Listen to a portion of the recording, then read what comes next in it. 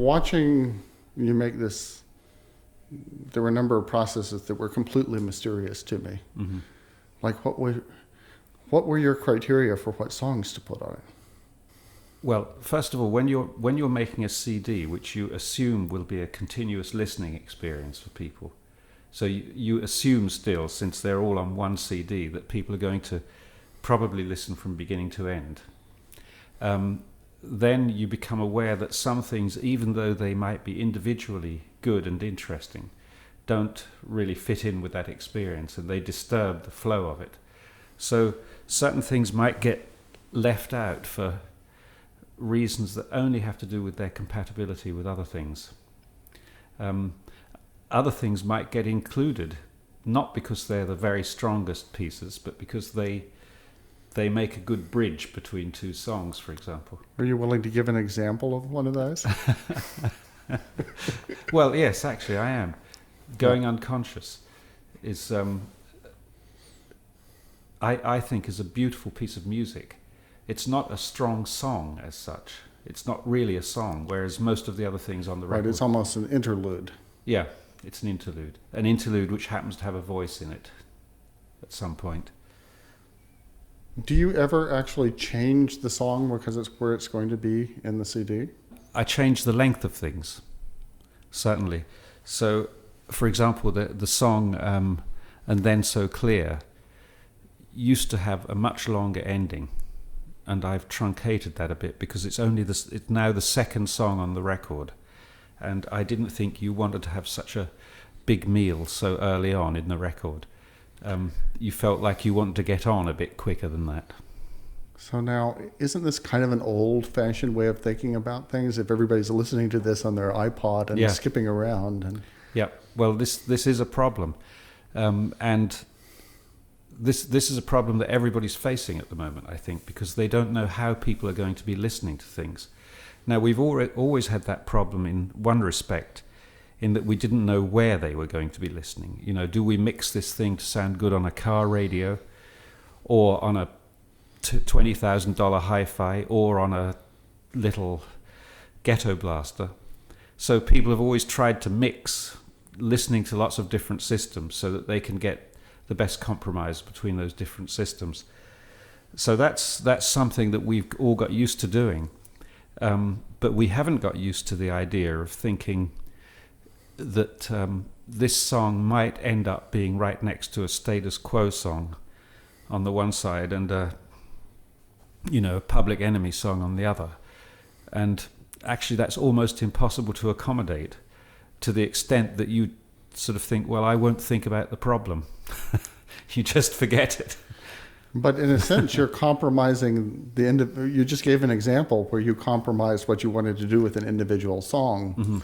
to put it in a certain place in relationship to others. But yes, actually, I shouldn't use the word compromise. I suppose what I mean is I decided that that version of the song would be better in that place than the longer version. So it's not to say that I thought the longer version was the better one. It's just if for instance that had been the last song on a record, then that very long ending would have been a very beautiful end to a record because it winds down and plays out. But it doesn't work well early in a record when you want to sort of find out what the next thing is. You want to be getting on with the story a little bit quicker. So another thing that I found kind of fundamentally mysterious about your process is watching some of these songs evolve from stage mm-hmm. to stage. There were moments when they were clearly not finished, mm-hmm. but then there were moments when it seemed like a matter of judgment whether they were finished, and then you would sometimes keep working on them for quite a long time after that, mm-hmm. and sometimes even go back a little. How do you know when it's done? Partly by having a deadline. It's done when I've reached the deadline. It's done or it didn't get done. So some things just... In fact, one of my favorite songs never made it because it just wasn't done by the deadline. I had to decide that there was a point in my life when I was going to finish this record, and anything that didn't finish hangs over until the next thing I do. So that's part of it. But the more important decision, I think, is if you start reaching the point where you're not hearing this thing as a song, but as a bunch of details, then you should probably stop working on it. So quite often I would put things away for 2 or 3 months and deliberately not listen to them at all during that time, so that when I did listen again, for a few seconds at least, I had the shock of hearing it as other people might hear it, as other people who hadn't been working on it and didn't know all of the individual bricks that had gone into it. And sometimes doing that, I would think, that's finished. All right, I know I could go and tool around with the details for months, but actually it's a piece of music. It works as a piece of music. So sometimes I was shocked or surprised by how finished things were at a very early stage in their life. There was one song, the song How Many Worlds, which I sent to my friend Michel Faber, the writer, very early on in its life, and I kept working on it and sending him updates. And one day he said to me, as people often do, and they're very often wrong about this, but I think he was right, he said, do you know, I really like the first one you sent me best. Now, this is a sort of effect because people habituate on the first thing they hear, just like little ducklings follow the first pair of Wellington boots that they see. But I listened to that again and I thought, yeah, he's right. It's very direct and clear. So sometimes finishing something actually is accepting that you finished it a long time ago, but didn't notice.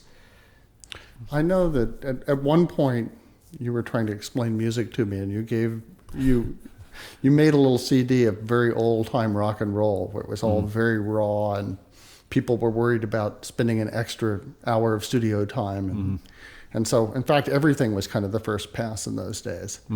Do you think that the ability to go back and edit and lay down more tracks and things like that has changed the character of music? Well, I think it's been fatal for a lot of people, because the number of options at every stage now has proliferated exponentially and continues to proliferate every year, you know. So what I often see happening in the studio is that because one problem can't be solved quickly, for example, the lyric writing is always the bottleneck. So nobody knows how to solve that problem, and it keeps getting shelved whilst people work on non-problems. You know, here's a song that everybody's excited about, so let's try 38 different guitar parts on that song, and then let's play around with the sound of those guitars in 150 ways each. So a huge amount of energy goes into sort of recooking the bit of the track that doesn't really need attention.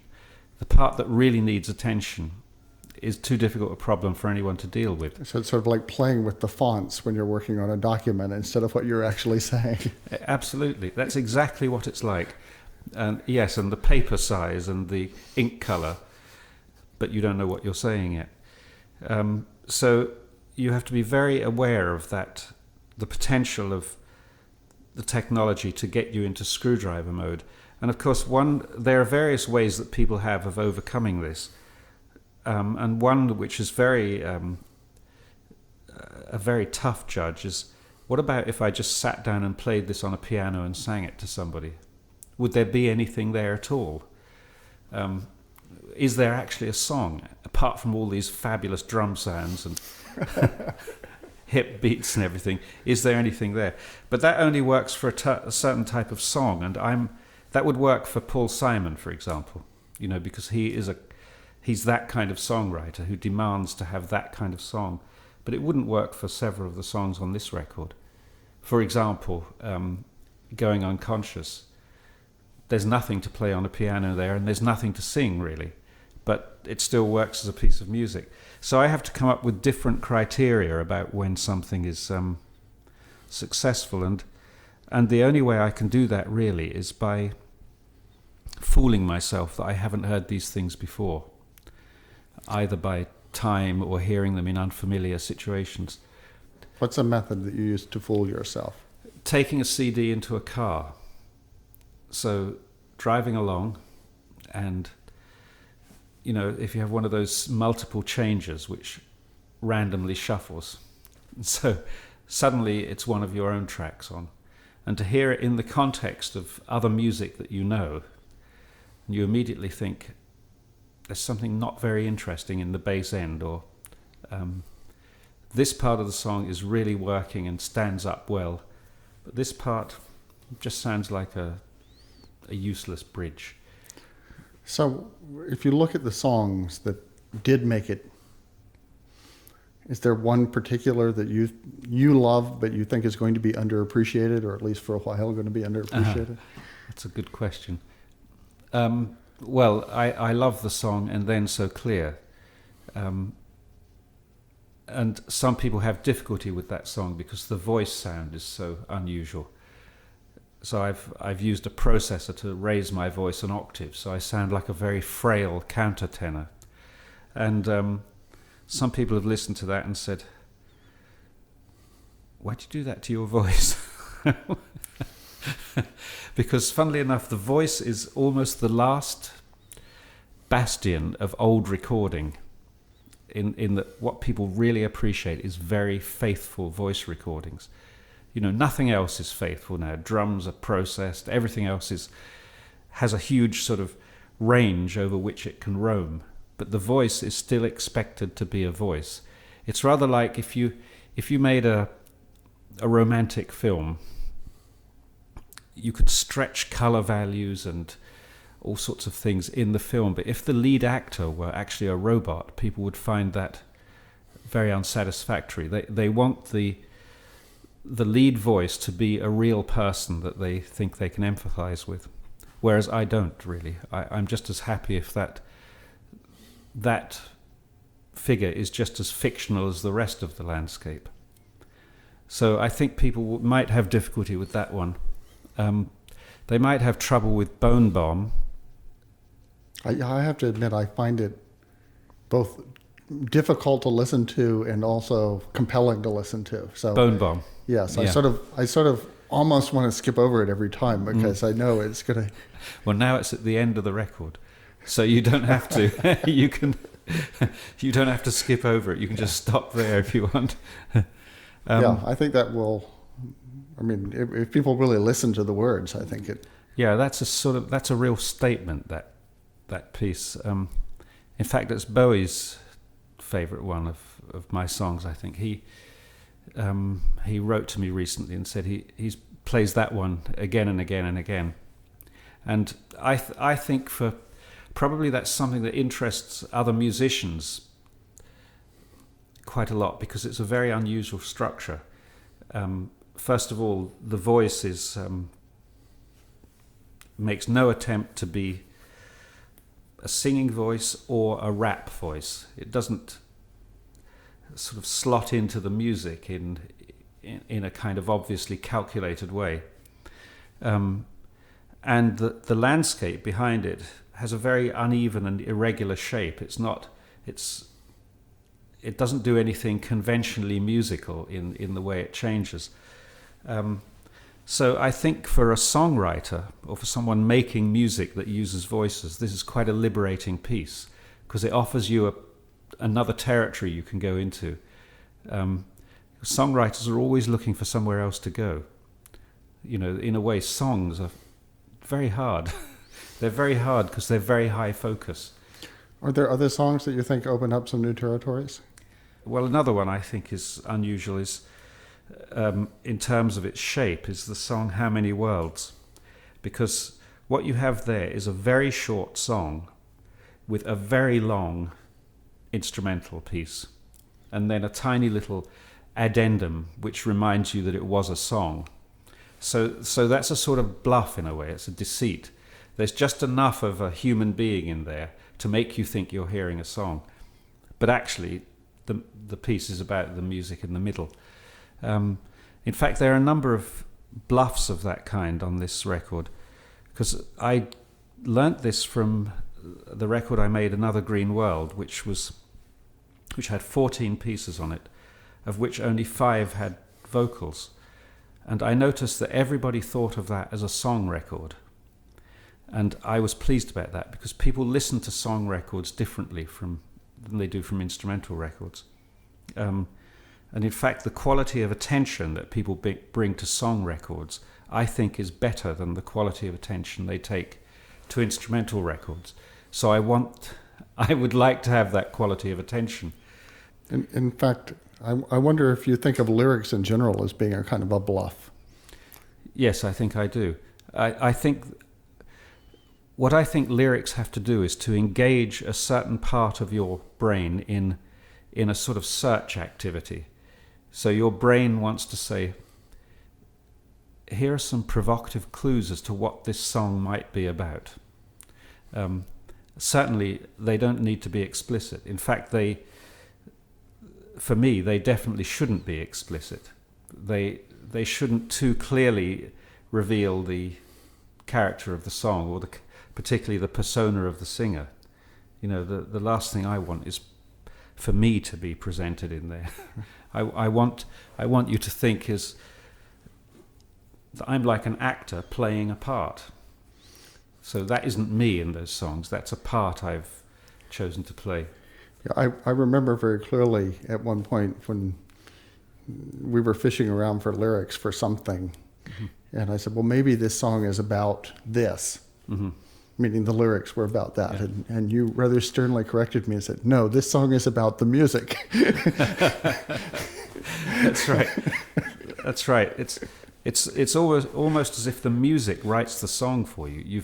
You've just got to avoid the lyrics that interfere with the music. So it's more like sculpture than anything else. You're sort of cutting things away to see which few words you can be left with that seem to kind of confirm the music. So you remember when you did that on that song, it's now called Caught Between. It was called Forced to Choose. And you wrote that little sort of analysis of what the different chord sections meant. Yes. Reassurance, doubt, those words. Right. That's really exactly what I think one should be thinking about. So what is the mood of this moment? And how do you either heighten it with the words or deliberately contrast it, or what are you doing in relation to the music with these words? It's not a question of what do you want to say. That old idea that singers have something to say. I think very few of them do. I think they have something to do. They want to do something, and they want to do something to you. And so what words can we use that will do that to you? So I noticed on every song you really always had a very clear idea of what mood you wanted and what feeling, which I think is what you're saying. Yeah. But I'm wondering is if you ever start out expecting it to be a certain mood, and then as you work through the song, it actually comes out to be something completely different. That doesn't often happen, because usually the thing that convinces you to carry on with something is that there is a mood. I start hundreds of sonic experiments where I just sort of think, what would happen if I did this and this and this? And sometimes it's quite sort of impressive musically, but it doesn't have a mood. So I don't tend to carry on with those things. So the things I persist with, it's because they've captured some funny mixed emotion. It's nearly always a mixed emotion that is interesting. So something that's joyful and doubtful at the same time, or like bottom liners. Yes, exactly. That's right. Or something that's strong and fragile, or happy and sad. It's always these blends of moods that sort of make you think, what is that mood really? I've kind of felt that before, but I'm not sure. So those are the ones that I normally pursue. So in the same sense you had an idea of what you wanted to accomplish with each of the songs, did you have for the entire album, did you have an idea of what No, I didn't really. Do you know when that idea came? It came when I finally realized what the title of the album should be. And what was the thinking that went into the title? Well, I had a title before, and I wasn't comfortable with it. It didn't really seem to describe... What was it? It was This, which is the title of the first track. And it was a lazy title in a way, and it sort of didn't make much sense to me. And when I was in China, I was taking pictures. This is only a few weeks ago, so actually all the record was finished at this point. I was taking pictures, and I took lots of pictures in markets and so on. And one Saturday, the Saturday after I got back, when I really had to decide on the cover, I suddenly just opened up one of these pictures quite randomly, and it was a beautiful picture of some people in a marketplace, someone selling cabbages and so on. And I thought, Another Day on Earth, which is the title of one of the songs. The picture was absolutely commonplace, but beautiful too. And then I started thinking about the songs, and I thought, yeah, that was the attraction of them. They're actually all about living and the possibility of dying, actually. A lot of the songs ask this, sort of hint at this question of how much time have you got left? What are you doing with it? How many ways could you think of spending it? And I suddenly realized that was the thread that connected these songs. And certainly when I realize now in retrospect, if I look through all the lyrics, the piles and heaps of lyrics, the ideas that I keep circling and coming back to are those ones that connect with the decisions of a man in his 50s, still alive and wondering how much longer he'll be alive, you know. So how much time do you have left, and what are you doing with it? Well, I'm about 60% of the way through, I should think. Yes, and I'm looking forward to... I'm looking forward, after 57 years of practice, to doing something really good. That's how I feel right now.